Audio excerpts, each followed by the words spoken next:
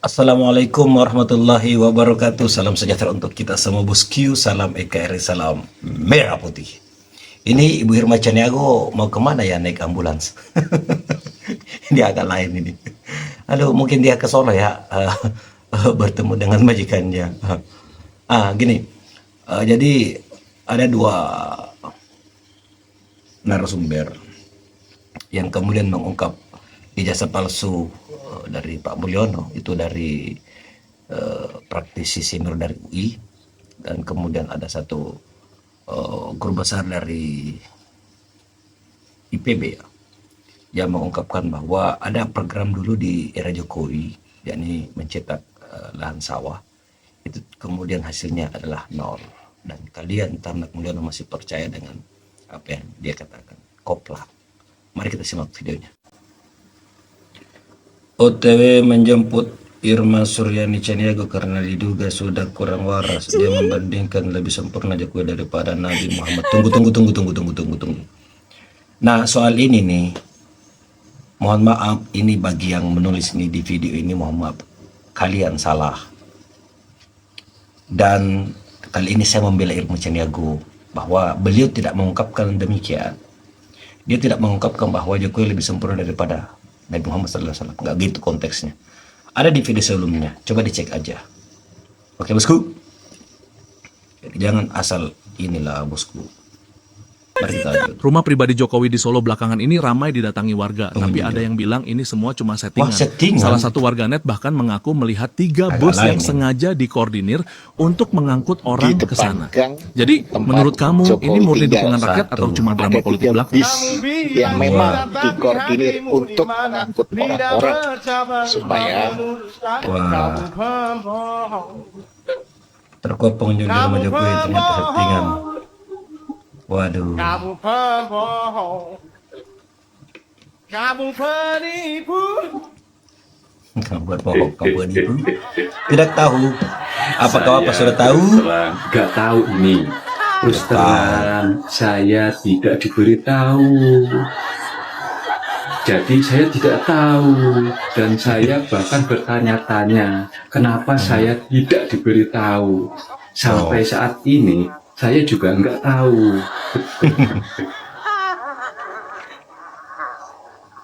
saya bicara berdasarkan data dan fakta yang terjadi. Swasembada Pangan 2023. Sehingga kalau program merencanakan cetak sawah di era sesuatu, Jokowi, belajar dengan fakta yang ada. nol. Fakta yang terdahulu. Contoh saja lah, tadi kan sudah disampaikan kan, terkait cetak sawah.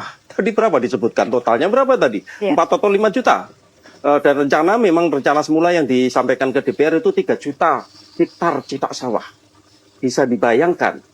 Tanya di masa Jokowi, ada rencana program cetak sawah 1,2 juta hektar. Hasilnya apa? Nol.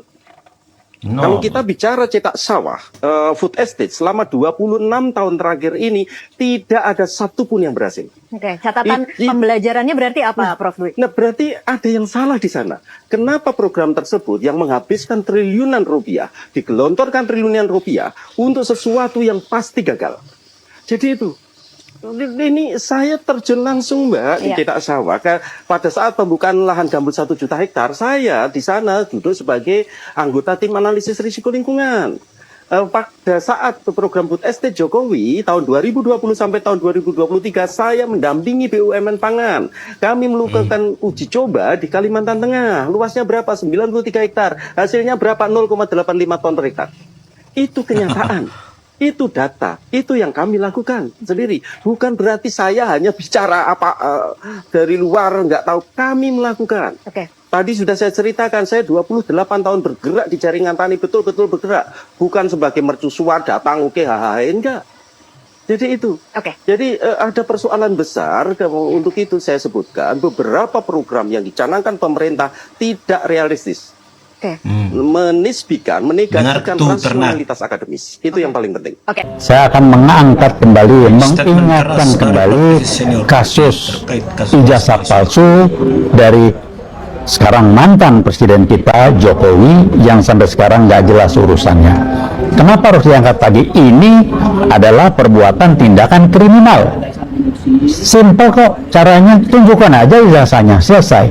Yang ditunjukkan fotokopi ijazah orang lain dilegalisir bahwa ini asli pakai nama Pak Jokowi, tapi foto segala macam bukan foto Jokowi.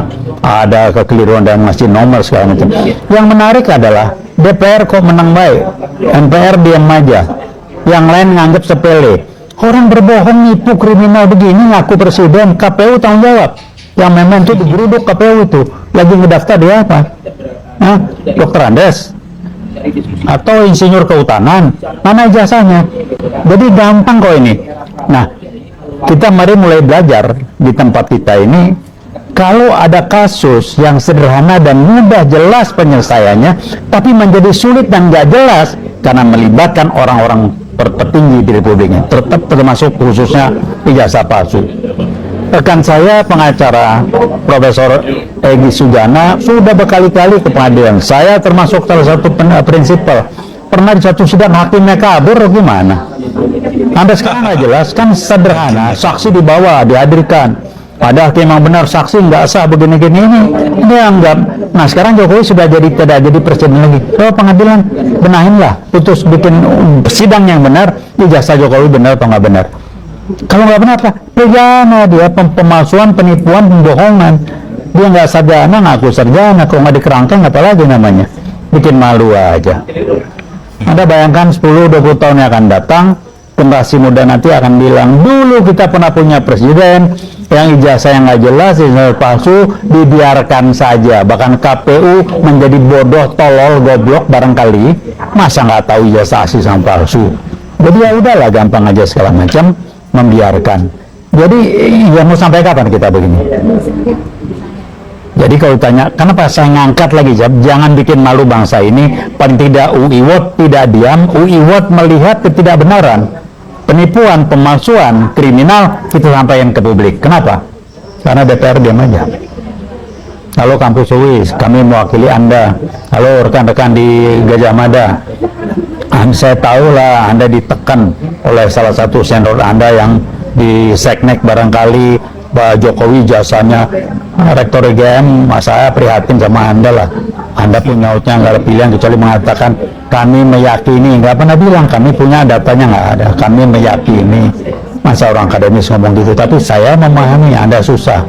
Halo Prof. Sutikno, Pak siapa itu yang di Seknek dari Gajah Mada? Anda tanggung jawab nanti kalau udah Anda ada selesai ini, Anda nggak ngejabat lagi, kita mau lihat. Sekarang Anda masih dipakai oleh Pak Prabowo. Bukan tidak mungkin Pak Prabowo tidak akan lagi pakai orang-orang sekelas Anda. Maaf saja, Anda boleh gelar akademis. Nah ini contoh, gelar akademis itu urusan rasionalitas. Kualitas orang itu urusan spiritualitas, SQ. Kalau akademis urusan IQ. IQ itu nggak ada urusan dengan benar nggak benar, bohong nggak bohong. Nah ini kejadian. Saya yang mengatakan, aduh ini nggak malu. Ya karena SQ jongkok mana punya rasa malu. Saya berterima kasih. Jadi Jokowi naruh dia di sana bukan sekedar naruh untuk menutupin ijazah palsunya. Jokowi kan nggak bego-bego banget, walaupun dia tidak pintar, tapi nggak bego-bego banget lah.